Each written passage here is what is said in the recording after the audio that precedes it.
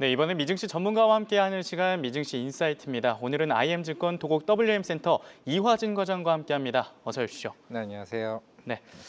어제 트럼프 대통령의 중국에 대한 완화적인 발언 덕분에 이 증시 회복하는 흐름을 보였는데요. 오늘은 이 상승률을 이어가지 못하고 큰 폭으로 다시 좀 하락을 하고 있습니다. 오늘 개장 상황 어떻게 보고 계십니까? 네, 일단은 뭐 그렇죠. 이제 지난 주말에 이제 처음 이제 얘기가 나왔었고, 이제 10월 9일자로 이제 중국이 이제 히터리와 관련된 수출 제한 조치가 이루어졌고, 그 다음에 또 이제 미국이 이제 관세와 관련된 100% 부과 얘기가 나오게 되면서 이제 미국으로 이제 입항하는 이제 수수료 부과까지 얘기가 나왔습니다. 그러면서 오늘 중국에서도 이제 맞대응하는 이제 효과가 좀 나왔기 때문에 일단은 10월 30일 날 이제 에이펙 이제 정상회담이 있고, 그리고 11월 10일이 이제 미국과 중국 간의 제 2차 관세가 이제 휴전이 만료되는 시점입니다. 그러다 보니까 이제 10월 말에 갈수록 이제 중국과 관련된 이제 무역 전쟁 이슈가 더 부각화될 가능성이 좀 있다라고 보고 있기 때문에 그만큼 이제 실적 시즌이긴 하지만은 워낙 이제 전체적인 글로벌 무역 전쟁 이슈가 더 부각될 가능성이 좀 있다라고 본다라고 하게 되면, 물론 우리가 이제 그동안 이제 학습 효과를 꾸준히 좀 해오긴 했습니다만은 분명한 거는 일단 베센트 재무장관도 얘기를 해왔다시피 충분히 이제 원화적인 스탠스로 가지 않을까. 물론 이제 중국 측에서도 끝까지 싸우겠다를 얘기를 했지만은 마지막 문구에서도 우리는 대화를 마지막으로 이어나가긴 할 거다라고 얘기를 했기 때문에 지금 자체는 좀 변동성이 커지긴 하겠지만은 조금 원화적인 스탠스로 갈 가능성이 좀 있다고 생각하고 있습니다. 네, 한편 이 모건 스탠리에서는 이 상황을 좀 심각하게 받아들이고 있는 걸로 보입니다. 미증시 폭락이 있었던 4월 같은 상황이 연출될 수 있다 이런 투자 의견을 내놨는데요. 이에 대해서는 좀 어떻게 보십니까?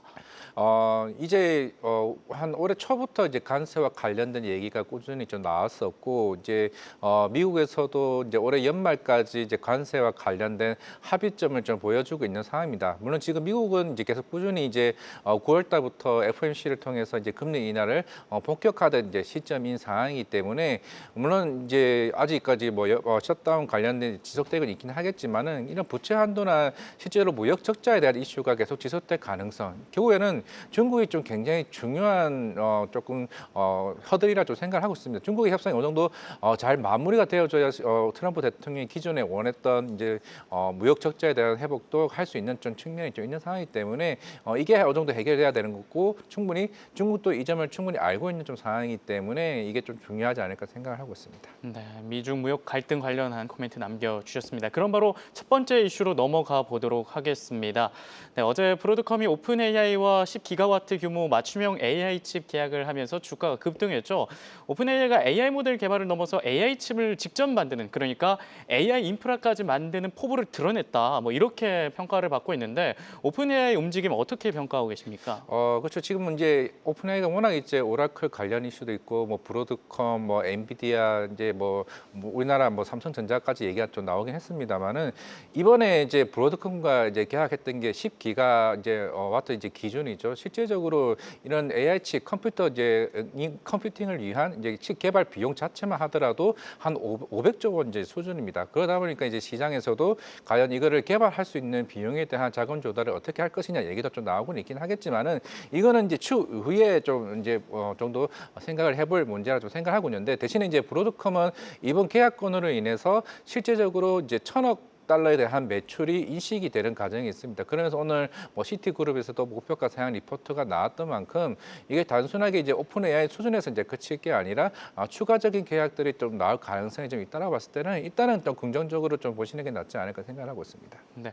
한편 브로드컴이 이 새로운 네트워킹 칩을 출시할 예정이라고 합니다. 일각에서는 엔비디아와의 경쟁이 더 심해질 수 있다고도 하는데요. AI 칩의 판도 어떻게 변하는 걸까요?